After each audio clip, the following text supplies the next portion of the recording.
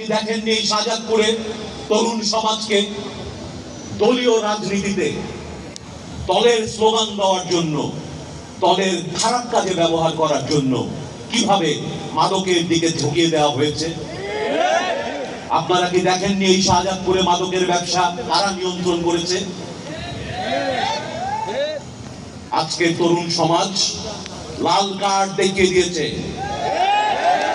আজকে তরুণ সমাজ আগামী দিনের নেতৃত্বকে জানিয়ে দিয়েছে, যে দলই আপনি করেন না কেন, কোন দুর্নীতিবাজ নেতা আর এই দেশের মানুষ নেবে না।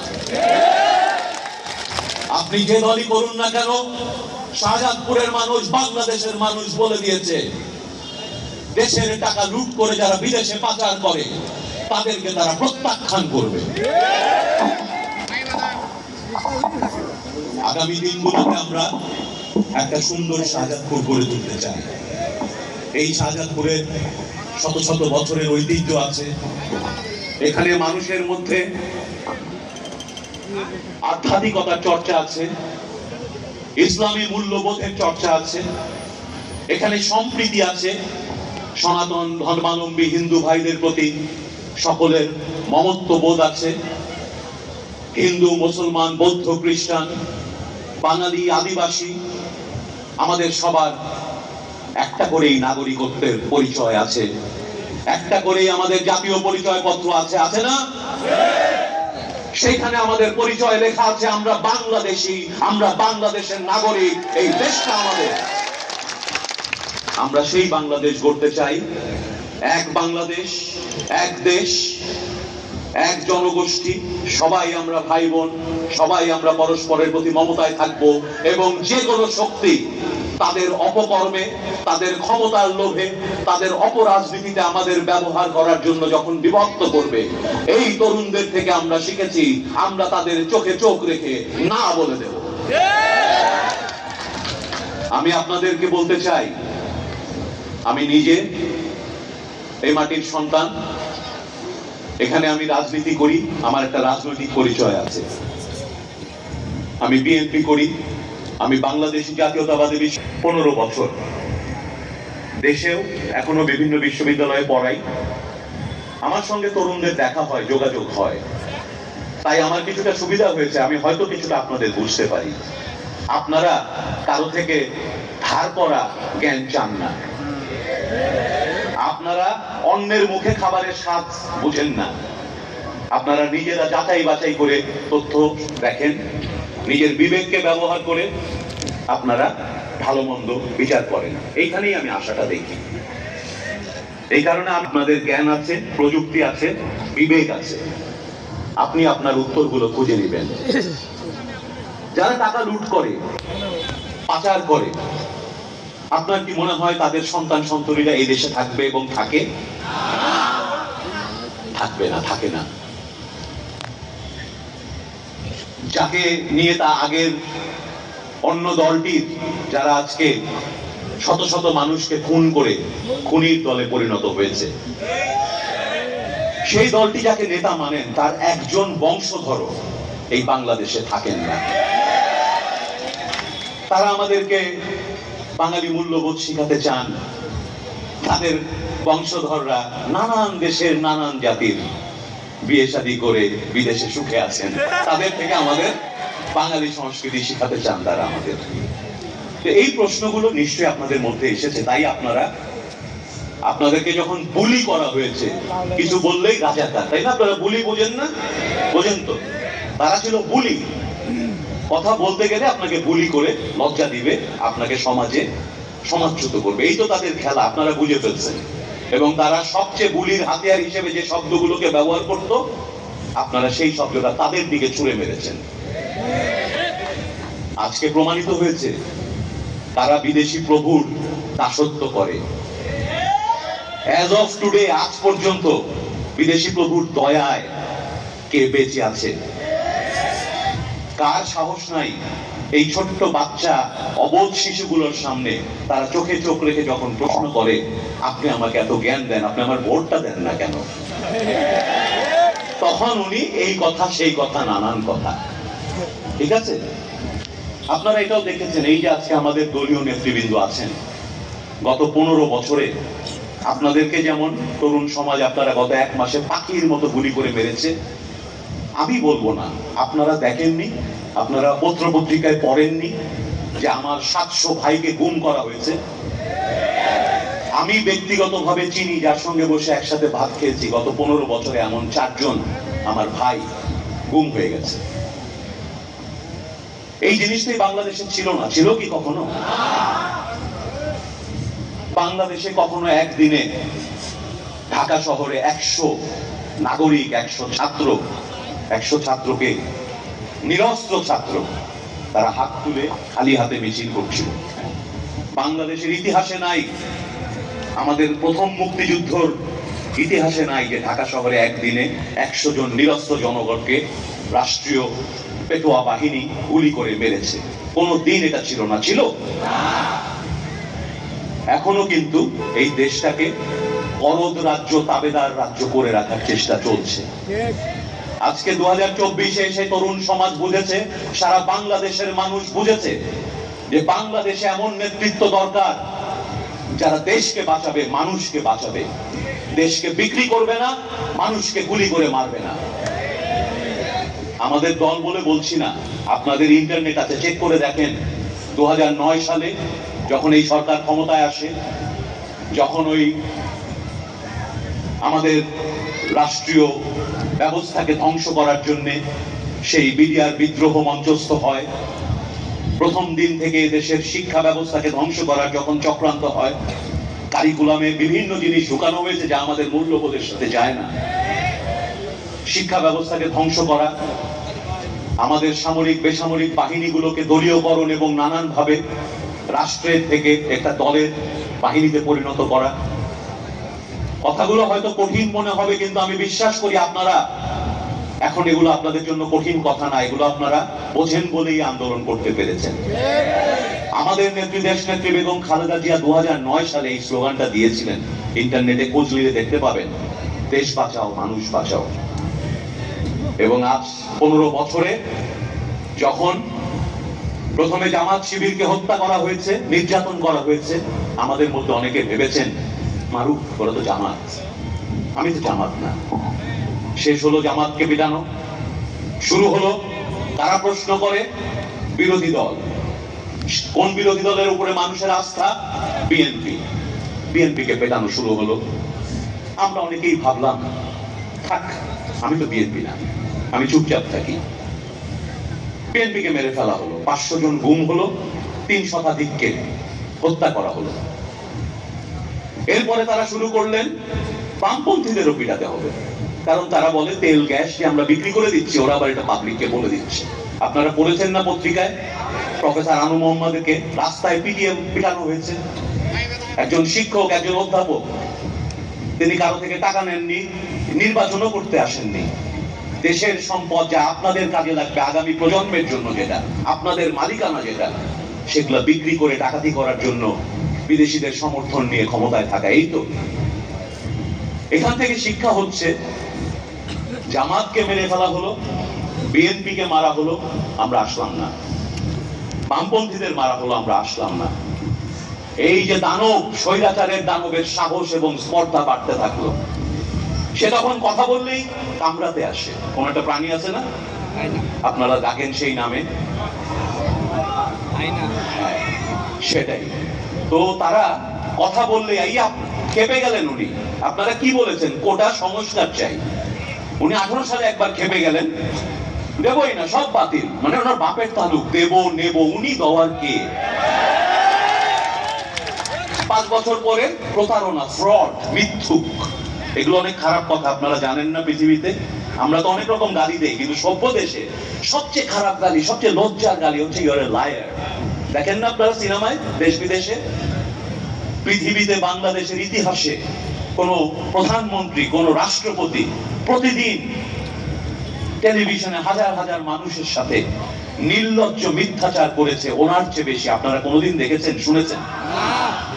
এটা কিন্তু আমরা লজ্জা পেতাম। শেষ পর্যন্ত তো দেশে বিদেশে ওই ক্লিপটা দেখলে উনি ভোট পাক আর না পাক জোর করেই হোক, উনি তো আমার দেশের প্রধানমন্ত্রী।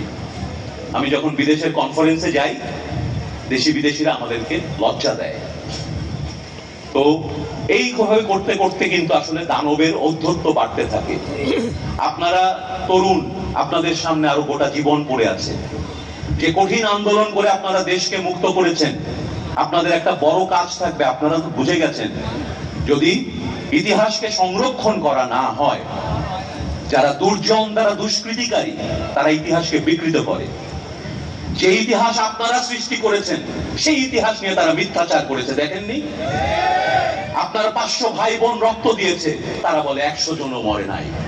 তাহলে যে ইতিহাস আপনি চোখের সামনে ঘটালেন, আপনাকে সেটার মিথ্যা বলে। আর যে ইতিহাস 50 বছর আগের, বোঝেন ওইখানে কি গল্প বানাইছে?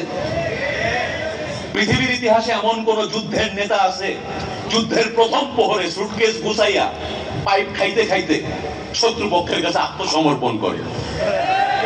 আমাদের জাতীয় বীর হচ্ছে যিনি যুদ্ধের শুরুর দিন কাউকে না বলে প্রতিপক্ষের কাছে হ্যান্ডস আপ করে আত্মসমর্পণ করে। এই হচ্ছে তাদের ইতিহাস বিকৃতি, এই হচ্ছে তাদের অত্যাচার, নির্যাতন, এবং এই হচ্ছে তাদের ঘটনা। আপনাদের আমি বলছিলাম, আমি কিন্তু আপনাদেরকে একেবারে গ্রোন আপ, আমার সমান 1 to 1 হিসেবে আপনাদের সাথে কথা বলার চেষ্টা করছি। কারণ আপনারা বড় হয়ে গেছেন, আলহামদুলিল্লাহ। আপনারা দেশ নিয়ে ভাবতেছেন, আলহামদুলিল্লাহ। স্বৈরাচারকে বিদায় করার জন্য আপনারা নিজে দায়িত্ব নিয়ে নিজে করেছেন, আমাকে বলতে হয় নাই, কাউকে বলতে হয় নাই, কারণ আপনি বুঝতে পেরেছেন এই দেশ আপনার। ফলে আমি আপনাদের সাথে রাজনীতির কথাও বলছি, আবার দেশের কথাও বলছি, এবং আপনাদের ভবিষ্যতের কথা বলছি। দেখেন, বিএনপির রাজনীতিটা কি? আপনারা অনেকেই হয়তো বিএনপি করেন না, এটা কোনো দোষের কিছু না। আবার আপনি হয়তো কোনো রাজনৈতিক দলই করেন না, কিন্তু রাজনীতি সচেতন, সেটা খুবই ভালো। এবং আপনি যদি রাজনীতি সচেতন থাকেন, একদিন হয়তো আপনি ঠিক দলটা আপনার পছন্দ মতো বেছেও নিতে পারেন। সেই অপশন, অধিকার আপনার আছে। তো আমি যেহেতু একটা দল করি, আমি আমার দলের দু একটা কথা আপনাকে বলি। বেগম খালেদা জিয়া এই যে মৃত্যুর মুখোমুখি দাঁড়িয়ে, আপনারা কি দেখেননি যে তিনি সবচেয়ে বড় নির্যাতিত এই ফ্যাসিস্ট সরকার দ্বারা, সবচেয়ে বড় জুলুমের শিকার একজন ভদ্র মহিলা। 3বার 15টা আসনে দেশের যে কোনো জায়গায় জনগণের ভোট নিয়ে, ভোট চুরি করা না, ভোট নিয়ে 3বার প্রধানমন্ত্রী হয়েছেন। বাংলাদেশের যে কোনো আসনে দাঁড়ালে মানুষের ভালোবাসায় প্রতিবার তিনি বিজয়ী হয়েছেন। কেন হয়েছেন? কারণ উনি দেশের স্বার্থে কখনো আপোস করেন না। উনি ওনার বিচক্ষণতা দিয়ে আজকে 24 সালে যে ফ্যাসিজম হবে, যে ফ্যাসিজমের বিরুদ্ধে কৃষক, শ্রমিক, জনতা, ছাত্রদের নেতৃত্বে দাঁড়িয়ে বলবে দেশ বাঁচাও, মানুষ বাঁচাও, আপনারা তাই বলেছেন। উনি আপনাদেরকে সেটা একজন বর্ষিয়ান নেতা হিসেবে আগে থেকে সাবধান করেছেন। কারণ দেশ নিয়ে ওনারা ভাবেন প্রতিনিয়ত। মৃত্যুর মুখোমুখি দাঁড়িয়েও সরকারের কাছে আপোস করেন নাই। আজকে বাংলাদেশের অর্থনীতি কিসের উপর দাঁড়িয়ে আছে? রেমিটেন্স আর আমাদের পোশাক শিল্প। আপনারা অনেকে হয়তো জানেন, অন্যরা গুগলে চেক করে নেবেন। এই রেমিটেন্স, এই বিদেশে আমাদের জনশক্তিকে পাঠানো, ব্যবহার করা এবং দেশের উন্নয়নে কাজে লাগানো। শহীদ রাষ্ট্রপতি জিয়াউর রহমান নিজ উদ্যোগে মধ্যপ্রাচ্যের বিভিন্ন দেশের সঙ্গে ওনার সুসম্পর্ক ছিল। উনি ইসলামী মূল্যবোধের রাজনীতি তৈরি করেছেন। স্বভাবতই মধ্যপ্রাচ্যের মুসলমান দেশগুলো তার সঙ্গে নৈকট্য বোধ করতেন। সেটাকে ব্যবহার করে উনি প্রথমবারের মতো মধ্যপ্রাচ্যে এই ইয়ের ব্যবস্থা করেন, জনশক্তি রপ্তানি, সেটার ব্যবস্থা করেন। সেটার উপর কিন্তু আমরা দাঁড়িয়ে আছি। সেই টাকাটাই লুট করেছে এই লুটেরারা, এই রেমিটেন্স লুটেরা। পোশাক শিল্প একটা জিনিস আপনারা অনেকে হয়তো বুঝবেন, অনেকে জানবেন না। এলসি খুলতে হয়, তাই না? এই এলসি খোলার ব্যবস্থা প্রথম শহীদ রাষ্ট্রপতি জিয়াউর রহমান তৈরি করেন। দক্ষিণ তালপট্টি এই সমস্ত দ্বীপ নিয়ে ভারতের সঙ্গে, জমি নিয়ে, ছিটমহল নিয়ে ভারতের সঙ্গে যে নেগোসিয়েশন, পলিটিক্স, আপনার নেতাদের কাজ হচ্ছে সে যে মত পথেরই হোক, সে আপনার থেকে ভোট নিয়ে গেছে, সংসদে সে আপনার কল্যাণে আইন বানাবে এবং বিভিন্ন বিদেশিদের সঙ্গে ব্যবসা বাণিজ্যের ক্ষেত্রে আপনার স্বার্থের রক্ষাকারী হয়ে সে নেগোশিয়েট করবে। সেই কাজটা শহীদ রাষ্ট্রপতি জিয়াউর রহমান খুব সুন্দরভাবে করতেন বলেই ওনার মাত্র 3.5 বছরের নেতৃত্ব এবং রাষ্ট্রকে নেতৃত্ব দেওয়ার সময় সারা বিশ্বে কিন্তু উনি আমাদের সত্যিকারের বন্ধুত্ব তৈরি করতে পেরেছিলেন অসংখ্য দেশের সঙ্গে। আমি ছোট ছিলাম, আমার মনে আছে ইয়াসির আরাফাতের মতন বড় নেতা, মুসলিম বিশ্বের প্যালেস্টাইনের বিশাল নেতা, উনি জিয়াউর রহমানের আমন্ত্রণে বাংলাদেশে চলে আসতেন। তো এই হলো আমাদের নেতা। অন্য নেতারা আপনাকে উস্কাই দিয়ে মারামারি করতে পাঠাবে আর উনি সুটকেস গোছাবে। ৭১-এ তারা সুটকেস গুছিয়েছেন, ২৪ সালেও নাকি ১৪ সুটকেস নিয়ে গেছেন, সত্য মিথ্যা জানি। আর আমাদের নেত্রীকে জেলখানায় আটকে রাখলেও সে আপোষ করে না, মৃত্যুর মুখোমুখি দাঁড়ায় সে আপোষ করে না। এইটুকু একটা দেশপ্রেমিক নেতার কাছ থেকে অনেক বড় পাওয়া নয় কি? তো আমরা এই রাজনীতিটা করি। জনাব তারেক রহমান সম্বন্ধে আমাদের নেতা আমাদের এই আন্দোলন সংগ্রামে হাজার মাইল দূরে থেকে উনি আমাদেরকে উদ্বুদ্ধ করেন। হাজার হাজার লক্ষ লক্ষ মানুষ নিয়ে আমরা দেশের মানুষের ভোটাধিকার রক্ষা করতে গিয়ে ওনার ডাকে অকাতরে আমার ৫০০ ভাই গুম হয়ে যায়, ৫০০ ভাই মৃত্যুবরণ করে, কিন্তু আমরা কেউ ১৫ বছরের নির্যাতনের পরেও মাঠ ছেড়ে যাই না। উনি কে কি বোঝার আগে আপনারা যা দেখেছেন, বিএনপি আছে তো, ম্যাডাম কাকে রাখা হয়েছে এটা তো দেখছেন। এই দল থাকে কেমনে? কেউ একজন নিশ্চয়ই চালায়। এই দল যে চালাতে পারে ফ্যাসিস্টের মুখোমুখি দাঁড়িয়ে, নেতা হিসেবে তাকে 10টা পয়েন্ট না দেন 8টা পয়েন্ট দিতে হবে তো। অন্য যারা নেতা হয় বিদেশে স্বেচ্ছায় থাকেন, ওনার থাকার কথা এই দেশে, উনি এই দেশ থেকে বেতন নেন বিদেশি মুদ্রায়, বিদেশে উনি থাকেন, বিদেশি কুকুরও আছে ওনার, সত্যি খুব নাকি সুন্দর ফুটফুটা, ওটা নিয়ে উনি বসে থাকেন। গত 2-3 দিন বেতন আটকে যাওয়াতে সকাল বিকাল উনি অনলাইনে আবোল তাবোল বলছেন, শুনেছেন না? বাকিগুলো আপনারা জ্ঞান বুদ্ধি হয়ে গেছে, বড় হয়ে গেছেন। আমার মেয়েটা আপনাদের বয়সী, আমার একটাই মেয়ে, 27 বছর বয়স। আমার খুব ভালো লাগে আপনাদের দিকে যখন তাকাই। ওকে আমি যা বলি আপনাদের আমি ততটুকুই বলবো। আমি ওই নেতা না যে নিজের ছেলে মেয়েকে এক জিনিস বুঝাবো আর অন্যের ছেলে মেয়েদের রাস্তায় নামাই দিব গুলি খাইতে। তো খুব সহজ ভাষায় আপনাদের জন্য এই জিনিসগুলো বললাম, আপনারা বিবেচনা করবেন। আরেকটা জিনিস আমাদের সতর্ক হতে হবে, বিশেষ করে আপনারা যেহেতু দেশটাকে স্বাধীন করেছেন, এই দেশটাকে আপনাদের দাবি করে আপনারা নিয়েছেন, আপনাদের জানা দরকার কি হচ্ছে চারপাশে। খুনি শেখ হাসিনা আবার ঘোষণা করেছেন উনি পদত্যাগ করেন নাই।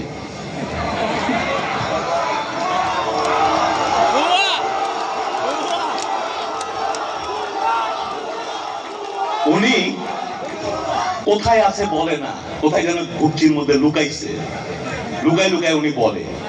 দেখেন আল্লাহর কি বিচার, উনি যা জানিয়ে অহংকার করতেন, আল্লাহ তার একটা একটা করে ধরে মানুষের সামনে সারাদিন উনি বলতেন আমরা পালাই না, আমরা এই করি না। মনে আছে আপনাদের?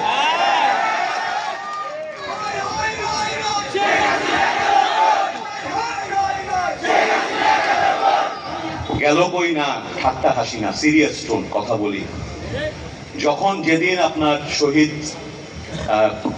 আবু সাইদ শহীদ হলেন, আমি ওই দিন অস্ট্রেলিয়াতে একটা কনফারেন্সে আমাকে আমন্ত্রণ করে নিয়ে গেছে তারা, শিশু প্রতিবন্ধিতা বিষয়ক আমার বক্তব্য রাখার জন্য, আমার গবেষণাকে ওখানে তুলে ধরার জন্য। ওই দিন এটা বলো, ওই ছবিটা দেখার পর আমি কেঁদেছি, সারা বাংলাদেশের মানুষ কেঁদেছে।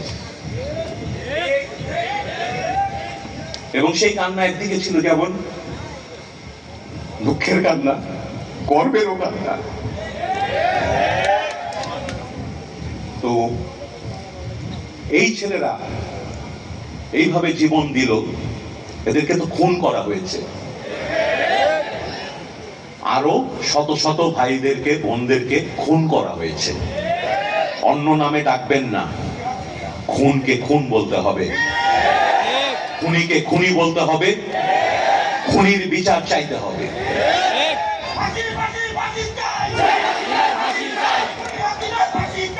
বিচার বিচার বিচার বিচার চাই। আমরা ওদের মতো হব না, বিচারের আগেই কারো ফাঁসি চাবো না, এটাও শেখার বিষয় আছে।